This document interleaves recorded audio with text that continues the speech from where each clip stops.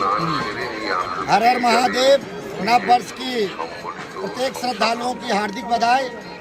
2026 गंगा सागर के पावन मेला के अवसर पर आज पुनः हम लोग विद्यापति जन कल्याण सेवा संस्थान जो विगत 10 वर्षों से गंगा सागर में अपना सेवा दे रहे हैं, उनके कैंप में हम लोग पहुंच चुके हैं।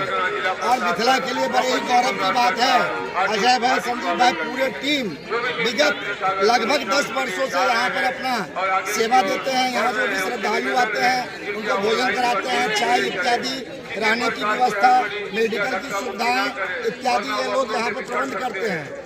आज मैं तमाम मिथिला मैथिल करने वाले पश्चिम बंगाल के तमाम संस्था वाले को यह कहना चाहता हूँ कि आप लोग भी इस संस्था के साथ जुड़िए और आकर अपना जो मिथिला के नाम पे गंगा सागर में यह कैंप चल रहा है, इसको आप लोग मजबूत कीजिए, ताकि माँ जगत जननी सीता और हमारे विद्यापति जी का जो गुणगान होता है, यह पश्चिम बंगाल में यह एक पहली संस्था है जो गंगा सागर में पहुंचकर प्रत्येक वर्ष गंगा सागर में सेवा देते हैं।